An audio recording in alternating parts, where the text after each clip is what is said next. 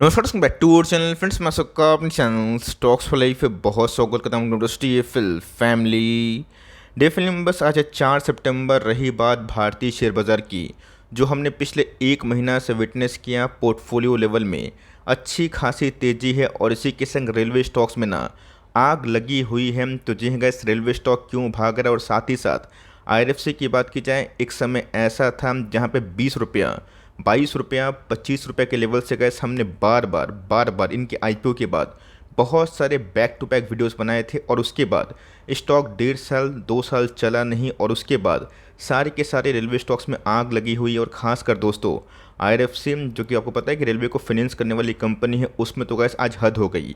20% के ऊपर upper circuit लगता हुआ देखने को मिल रहा है। और इसके संग ना मैंने बहुत बार वीडियोस बना के इनकरेज किया था कि कैसे 25 रुपये का शेयर 20 साल की अवधि में 500 के आसपास भी जा सकता है। लेकिन यस, एक शर्त है, गवर्नमेंट को इंफ्रास्ट्रक्चर पे और रेलवे पे खर्च करने की आवश्यकता होगी।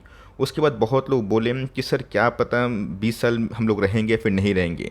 क्या 3 साल में गवर्नमेंट ऑफ इंडिया की बात कीजिए ओएफएस का प्लान कर रही है, उसके पहले टारगेट क्या हो सकता है। तो मैंने कहा बहुत बार ना वीडियोस बना के आपको इनकरेज किया कि कैसे आपको लॉन्ग टर्म में अपने पोर्टफोलियो में अच्छे कंपनी को पेशेंसली होल्ड करने की आवश्यकता है। देख सकते हैं उसके बाद गैस मैंने टारगेट को रिवाइज करके फॉरवर्ड 3 इयर्स में यहाँ बताया था कि कैसे 25 का शेयर 100 होगा। उधर पे गैस बहुत लोगों ने नेगेटिव कमेंट्री की थी, बट कोई दिक्कत वाली बात नहीं है। मार्केट में जब बुलिश फेस आते हैं तो बहुत लोग की प्रतिक्रिया काफ़ी हद तक अचानक से पॉजिटिव होती है, और ऑफकोर्स बियरिश केस में ना नेगेटिव हो जाती है। बट दोस्तों इस चक्कर में आप ना पड़े, और आपको समझ में आना बहुत ही इंपॉर्टेंट है।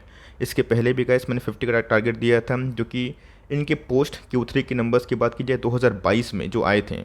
और साथ ही साथ अगर आप देखें तो बहुत सारे गाइस नंबर्स के बाद ना मैंने शॉर्ट टर्म का टारगेट भी दिया था। तो इसी बीच में गाइस चलिए फटाफट डिस्कस करेंगे, बहुत ही इंटरेस्टिंग वीडियो होने वाली है।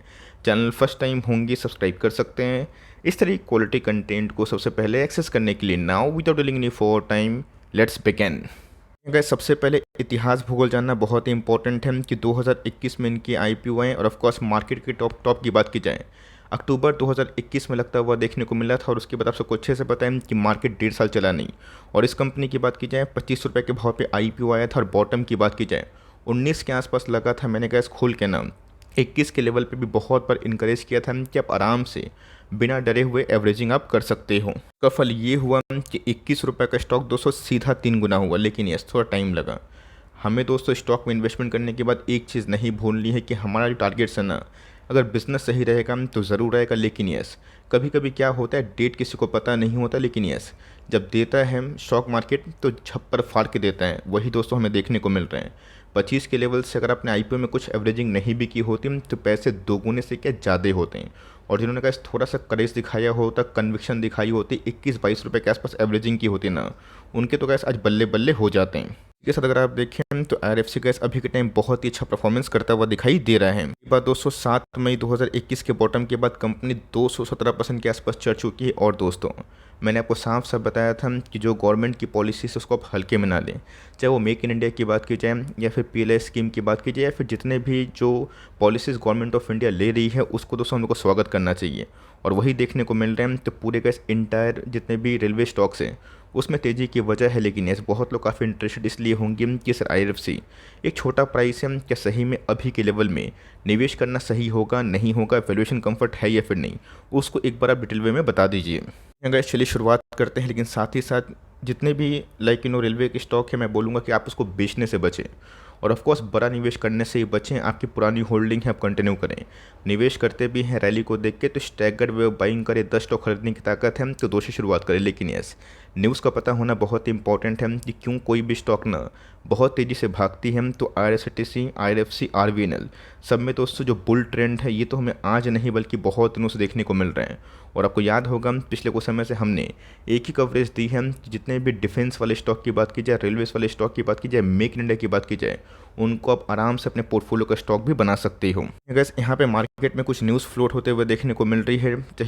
रही बात बड़े बड़े ब्रोकरेज हाउसेस की, मोतीलाल ओसवाल उसमें से एक नामी ग्रामी नाम है जिनको लगता है कि आने वाले कल में जो तेज़ी हमें देखने को और मिल सकती है।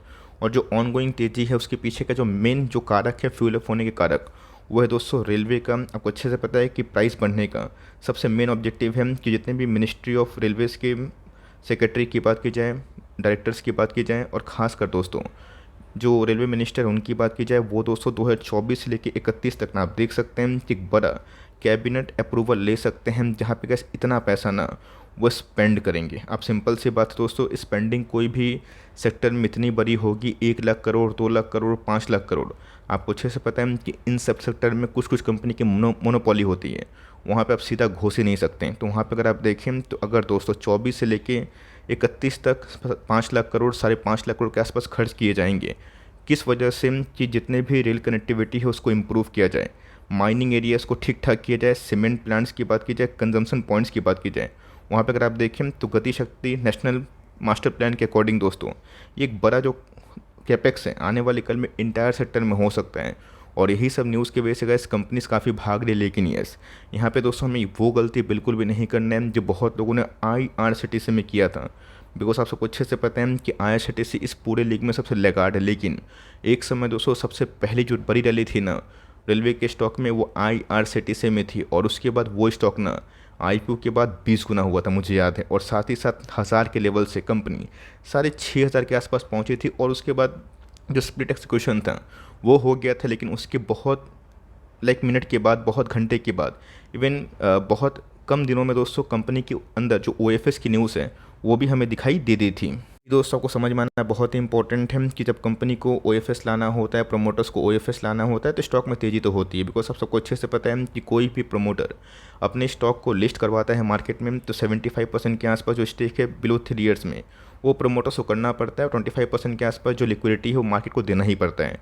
आपको पता है कि बीच में 2 वीक पहले, 3 वीक पहले एक न्यूज़ आई थी कि गवर्नमेंट प्लान कर रही है कि RFC में OFS लाया जाए। तो ऑफकोर्स कैसे इसको लेके और भी फर्दर जो ऑनगोइंग अपडेट है वो हमें दिन दिन देखने को मिलेगी। बट यस, यहाँ पे गैस समझ में आना भी बहुत इंपॉर्टेंट है कि कोई भी कंपनी में जब बड़ा OFS आने की तैयारी होती है तो वहाँ पे जो स्टॉक है ना कुछ ज़्यादा तेज परफॉर्म करता है। देखिए चलिए दोस्तों, हम लोग बात करते हैं कंपनी के मार्केट कैप की। एक समय कैसे हमने कहाँ देखा था, वही 25,000 30,000 करोड़ के आसपास की मार्केट कैप थी, आज 90,000 करोड़ के आसपास पहुँच चुकी है। रही बात स्टॉक के लो कीमत, तो 20 रुपये का स्टॉक अगर 70 रुपये के आसपास जाता है एक बड़ी बात होती है। लेकिन अभी भी गैस कंपनी का जो प्राइस टू अर्निंग है ना 14 के आसपास है। और मुझे याद है गैस जब हमने इसको बहुत बार कवरेज दी थी उस समय इनका प्राइस टू अर्निंग बहुत ही कम था, वही 7 के आसपास, 6 के आसपास पी पे ट्रेड कर रहा था। और दोस्तों जिस हिसाब से प्राइस भागा है, डिविडेंड यील्ड ऑफकोर्स कम हो जाएगा बिकॉज उस समय गैस यील्ड ना 6% के आसपास थी, आज मात्र 2.5% के आसपास है। कंपनी के ROE की बात की जाए, चूँकि फिनेंस वाली कंपनी है, रेलवे को फुल फाइनेंस करती है, इसी की वजह से इस कंपनी का जो ROE है वो मिक्स्ड हमें दिखाई पड़ता है, जो बहुत ही ख़राब भी नहीं है, बहुत ही अच्छा भी नहीं है। तो मुझसे पूछेंगे, मुझे पता है कि सर आप हमेशा EPS ब्रेकआउट के बारे में डिस्कस करते हैं कि कोई कंपनी में EPS ब्रेकआउट होता है तो स्टॉक प्राइस रिफ्लेक्ट होता है। 10 में से 8 कहानी में वही देखने को मिल रही है, जिसमें टॉप लाइन तो चलिए थोड़ा थोड़ा बढ़ता हुआ देखने को मिल रहा है। TTA में 24,000 करोड़ के आसपास, ऑपरेटिंग मार्जिन का 99% इसलिए है ना बिकॉज ये डिफ़ॉल्ट नहीं करते। मतलब ये जिसको लोन देते हैं रेलवे के, लाइक जितने भी कंपनीज उनको लोन देते हैं उनके इंफ्रास्ट्रक्चर के लिए, तो वहाँ पे दोस्तों डिफ़ॉल्ट नहीं होता है बिकॉज एक सरकारी कंपनी है। बट प्रॉफिटेबिलिटी की बात कीजिए, आप देख सकते हैं कि वही रेंज बाउंड है।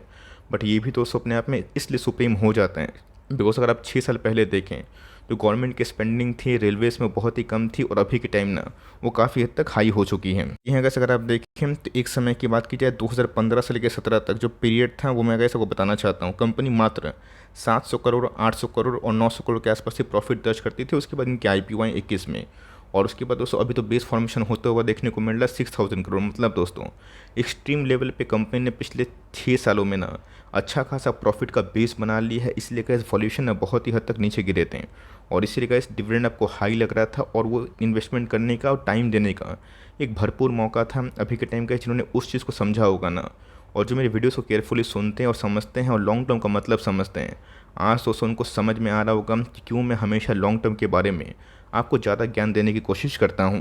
बात OFS को लेकर, तो जी हाँ गैस, मैंने क्या बताया कि CAB का नियम ही है कि कोई भी कंपनी अगर एक्सचेंज में लिस्ट होती है तो हमें प्रोमोटर्स की इन्वॉल्वमेंट 75% के आसपास से देखने को मिलती है विद इन 3 ईयर्स।